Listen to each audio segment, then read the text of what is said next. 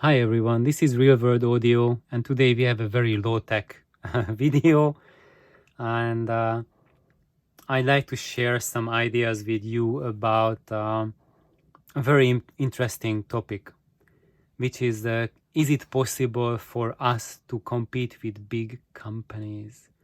And it's inspired by 29's comment that we think it's not possible for us to compete with big companies because they have super smart people doing some next level science.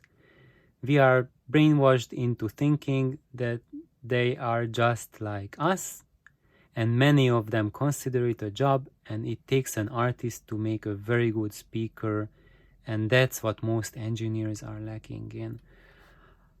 So is a lot of things in this, and I do agree with a lot of things, and I like to share some more things about why, when you are at home on your own, a DIY builder, what are your strengths that will make it possible for you to create something in audio that can compete with a high-end product you buy in the stores.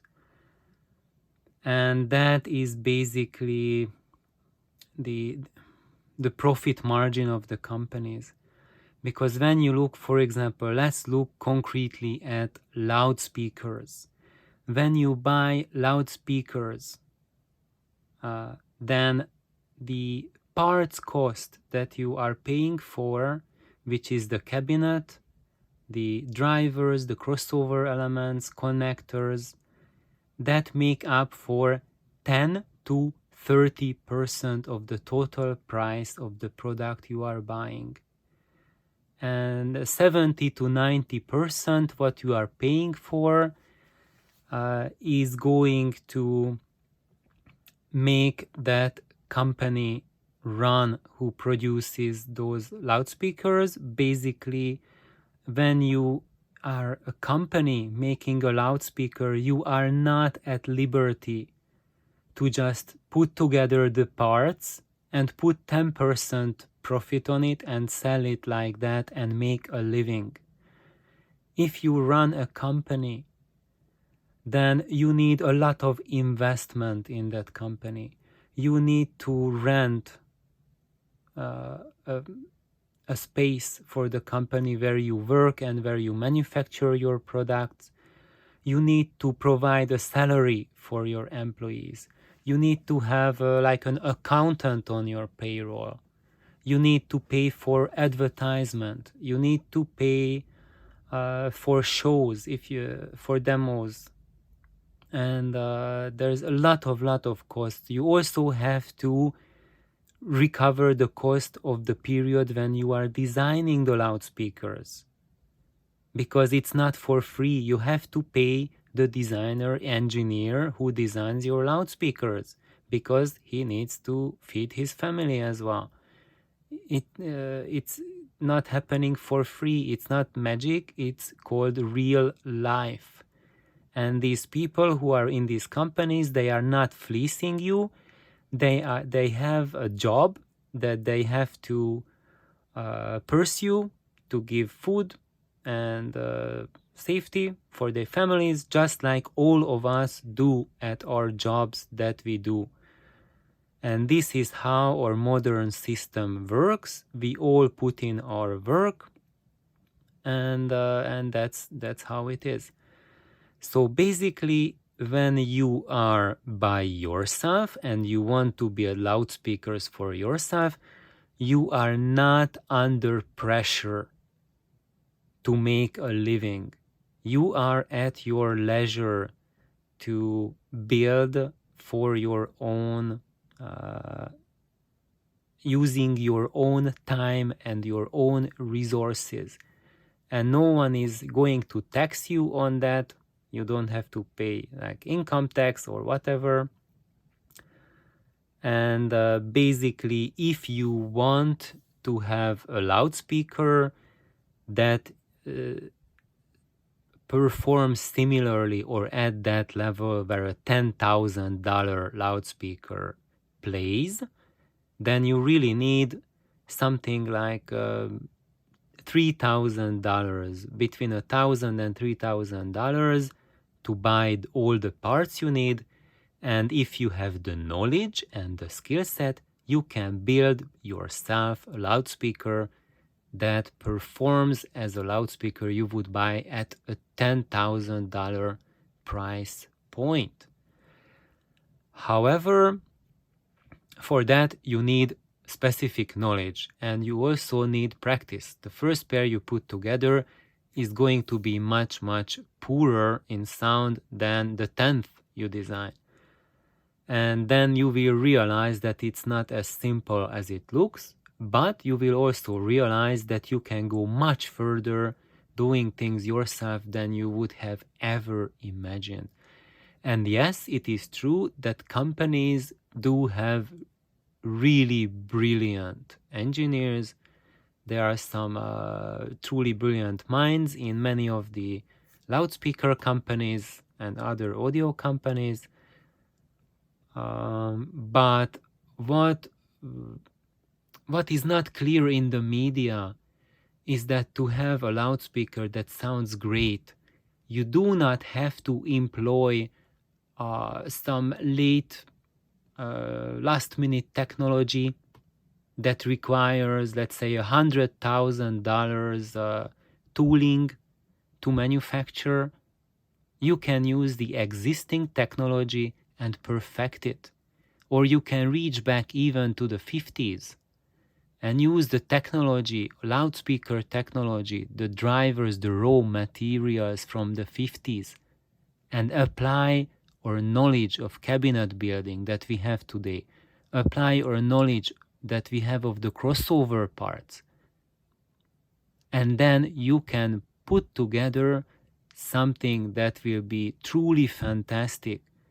And even when you build things at home, even for relatively little money, but tons of research and knowledge, you can put together something that really rivals even the most coveted loudspeakers you can find online.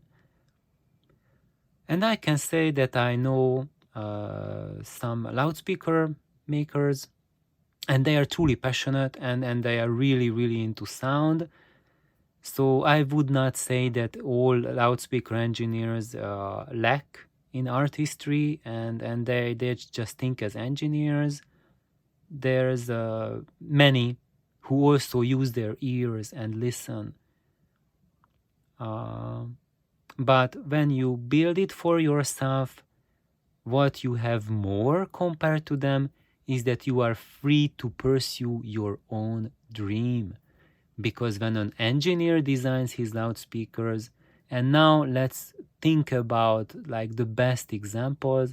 Like for example, I can talk about Vandersteen. They make absolutely superb sounding loudspeakers which play music, or Ryan Acoustics. They are truly passionate about what they do, and they don't do it for the business. They do it because love music, and they really put their heart and soul into it. And so when you look at engineers and manufacturers, there's plenty of examples who are really passionate about it. But when you build on your own, you have that single advantage that you can shape it to play your dreams. When you buy loudspeakers that was designed by someone else, it will be that person's dream of perfect sound, of what they believe in perfection. It will reflect their preferences, how they think, how they feel. And if you are lucky enough that you find something that really resonates with you, then grab it. But if you have been so far unfortunate and you haven't really found something that you really like, or maybe you found something but it was well beyond the range that you can afford, then I really try to go into this route to educate yourself. And at first you can vet your experience level, whet your appetite by just starting to modify crossovers. And then after you have success with that, then you will be ready to take on actually the easier task of modifying the cabinet or building a cabinet for yourself. And this is why I'm doing the crossover masterclass series, because there I start to explain from the ground up some concepts about crossovers and what they have as a potential in them, and what is it that goes wrong in most crossovers. So this mini-series will not make you be able to design your own crossovers. That will be something a little different, but it will, what I want to do with it and what's my goal with it is to put you in the mindset on how to be able to figure out what to do in a crossover. And when you have these notions, then you will be able to start learning from the ground up how to build a crossover. Once you know what it's doing, where it can do harm, and what is the part's quality that counts and how does it count. Thank you for tuning in. Please like, subscribe, and share your thoughts in the comments. Lately, I have noticed that YouTube has become really erratic about the comments. Like in the follow-up video to this video, I have received a ton of comments and none of them are showing. Even I cannot see it, even though I am the channel's owner. So apologies if you cannot see it either, but it's some YouTube glitch. I have no control over it, unfortunately, and it's very sad. One thing though, that if you post a link in your comment, YouTube is going to take it down automatically. And that happens before anyone would have time to see it. So even I cannot see that. So please like and subscribe and see you next time. Bye bye.